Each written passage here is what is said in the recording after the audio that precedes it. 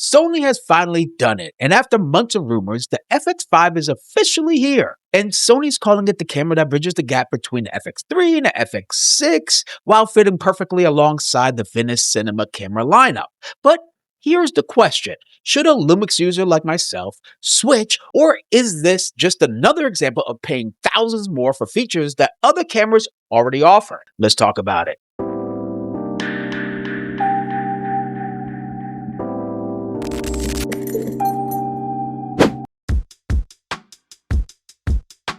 Robert Silver here, and today I'm going to be comparing the brand new Sony FX5 against the Lumix S1 II, because honestly, I think this announcement is getting a little bit more hype than it deserves. To Sony's credit, the FX5 introduces several features Sony users have been asking for ever. For the first time in the Sony Cinema line of the FX series, you now get open gate recording, triple bass ISO, internal RAW recording, false color, up to 5K open gate recording, 4K up to 120 frames, and Full HD up to 240 frames. A redesigned style interface, optional OLED viewfinder, which is real cool, and improved AIF. These are all welcome additions, especially for filmmakers already invested in the Sony Cinema ecosystem. And I generally think Sony made the right decision adding all these features.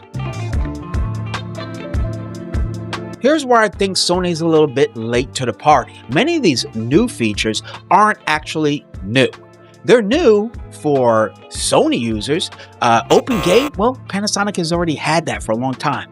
False color, Panasonic. Internal RAW options, Panasonic, Nikon, Canon now. Already several competitors have it. Professional exposure tools, nothing revolutionary about that. Sony is finally catching up to features that filmmakers outside of the Sony ecosystem have been enjoying for quite some time. So if you've been waiting for years for Sony to add these features through their firmware updates, I completely understand the excitement, but if you're looking at cameras objectively, it's hard to ignore that competitors have already been delivering many of these capabilities, like anamorphic desqueeze internally. Now let's talk about the elephant in the room, the price.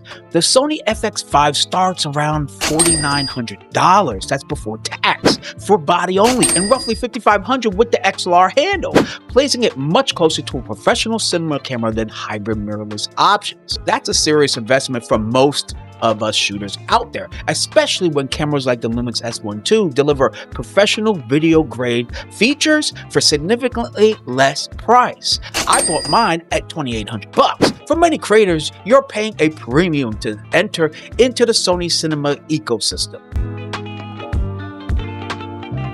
And honestly, I don't think this camera was designed for most YouTube creators or most videographers out there. I think Sony knows exactly who this camera is for. If you're already shooting on a FX3 or a FX6, FX9, Sony Venice, the FX5 makes a lot of sense. It really does. It gives you matching color science, matching menus, matching workflow, matching codecs, and a compact B camera that integrates beautifully into your larger productions. That's exactly where this camera shines. If you're a solo filmmaker, YouTuber, wedding filmmaker, commercial creator, or someone building a business, I'm not convinced this is the best value. Not the best camera, best value. Personally, I'd rather buy like a Lumix S1 Mark II or a Nikon or Canon camera, invest in the money I save into getting better glass, lighting, audio, travel costs, or even another camera body. Because clients rarely ask what camera you use. They care about the final video, the results. This is where Panasonic continues to impress, well, at least me.